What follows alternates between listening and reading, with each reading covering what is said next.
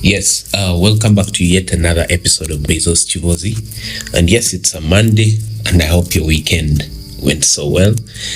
So, this episode is going to be more about kindness, and more on the side that sometimes people make your kindness become an obligation, and so it becomes a burden to you. They make your kindness become a duty. And as you know, the style of my episodes and Beizzo's Kiboozi as a whole is to make sure that we are exposed to those loopholes of life, like those things that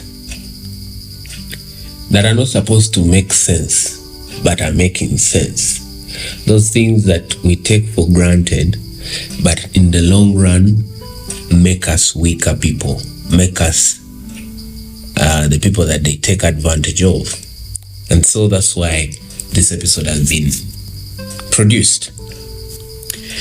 I would want to say maybe sometimes we do acts of kindness, and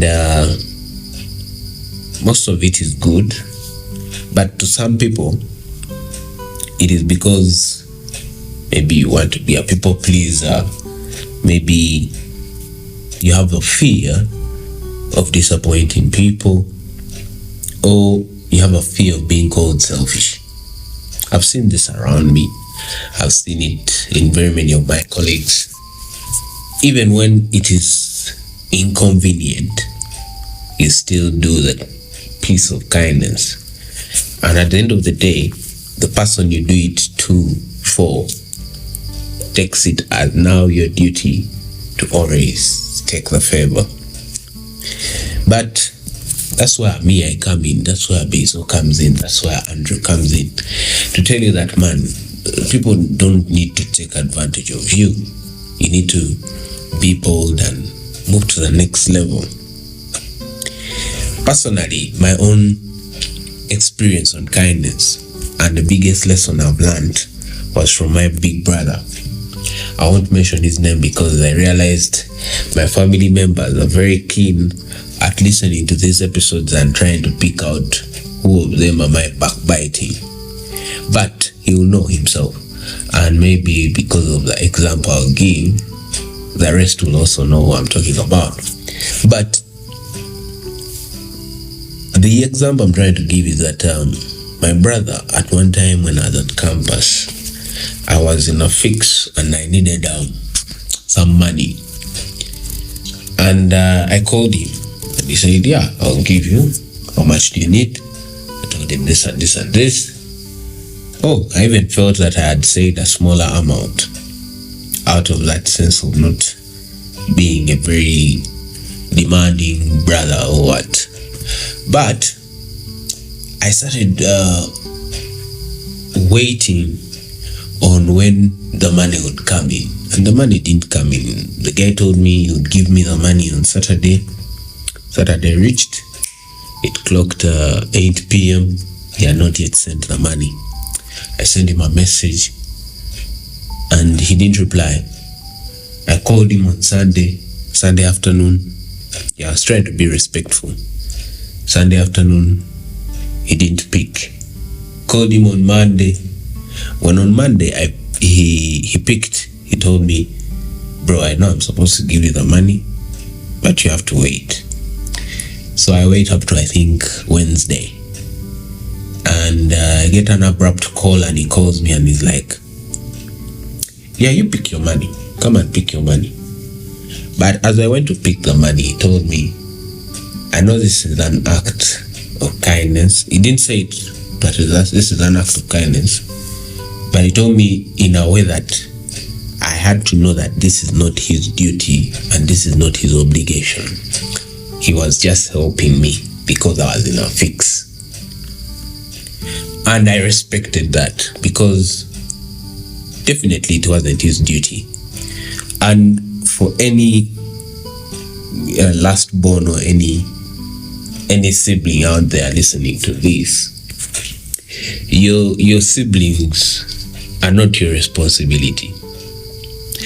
As a matter of fact, many times I think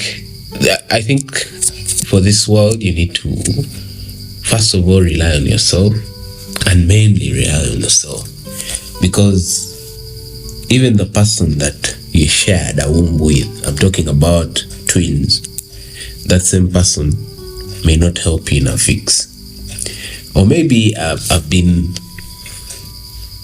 building this mentality in my head that I need to rely on myself, so I need to figure it out. It helps very many times. But if you need help and you're really struggling, ask for the help. Don't die in your movie because Andrew said you shouldn't. But what is the moral of this whole example I'm trying to give?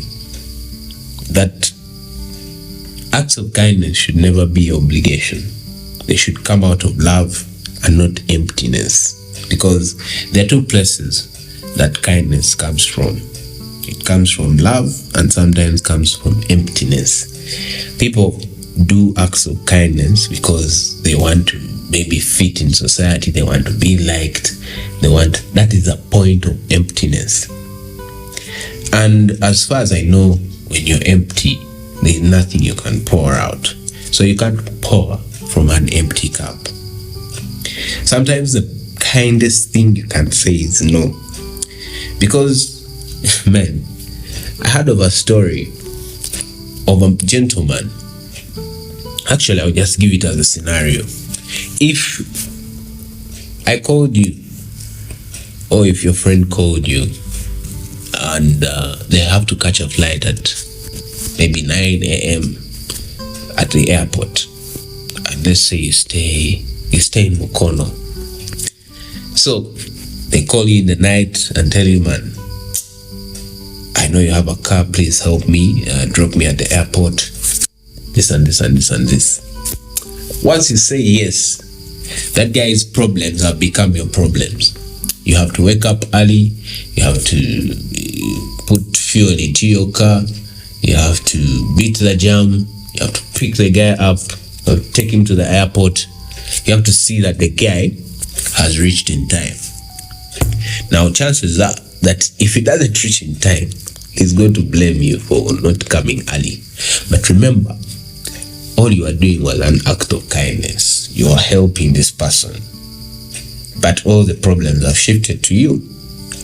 So sometimes the kindest thing to say is no. Man, I can't help you. I can't wake up to help you and all that. Yes, they will say this guy is showing off and all that, but you will have saved yourself some problems. Definitely you have to check yourself. Is your kindness coming from love or emptiness? And maybe also redefine your kindness. Some people think kindness is supposed to, okay, yes, kindness is supposed to take you to the next level, but I believe that shouldn't be a basis for people to use you because they want to put you on the next level. That goes to your bosses. You shouldn't do favors for your bosses when you well know that they're just using the fact that you're kind to their advantage. And then you have to set boundaries. Man, boundaries are the most essential things about a human being. I did an episode about boundaries and something, non-negotiables, something like that. If you would like to understand boundaries and their importance, you should listen to that episode.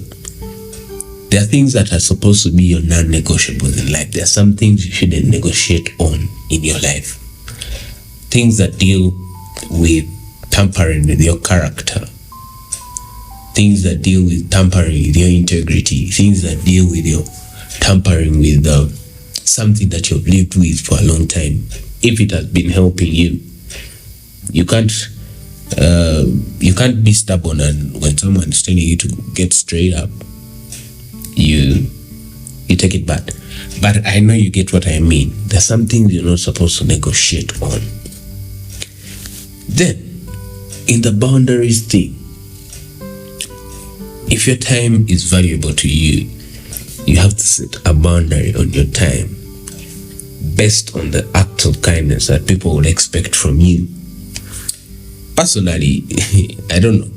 It's a small thing, but it triggers me a lot when someone calls me during my free time to tell me something connected to work. Yes, I understand there are those emergencies and what, but there is no emergency big enough than if it's threatening life, if someone is going to die, or if anyone in my family is going to be affected. Other than that, nothing is so important, nothing is a big of an emergency.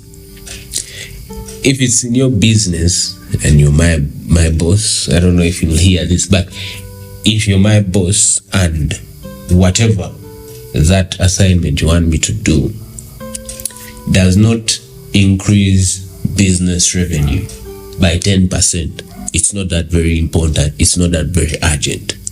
You should wait for the time when I come to work and I do it, because that's what an emergency is on my side. If it doesn't bring 10% more revenue to the revenue that you're getting, it's not so much of an emergency to my side, because at the end of the day, it's your business, and maybe you can step up. Otherwise, I think these are very brutal words, but do not confuse guilt with your boundaries, man. Some people start to feel guilty when in fact this is one of their boundaries. This is what makes them human. This is what makes them better than other people. So I think that's it, guys. Your kindness should never feel like a burden. When it feels like a burden, when it feels like it's your duty now, it's time for you to shift away from it. Yes, I did an entire post on LinkedIn on this, and also if you want to check it out, you can go and check it out. Otherwise, this is it for Beizzo's Kiboozi. I want to thank all the listeners that tune in every Monday. Yes, thank you very much, and also for those that have been keeping up with me and seeing how the podcast journey is going. Thank you very much. Making sure that I don't let you down, and also not let myself down. Otherwise, thank you for listening. Keep it at Beizzo's Kiboozi. See you next Monday.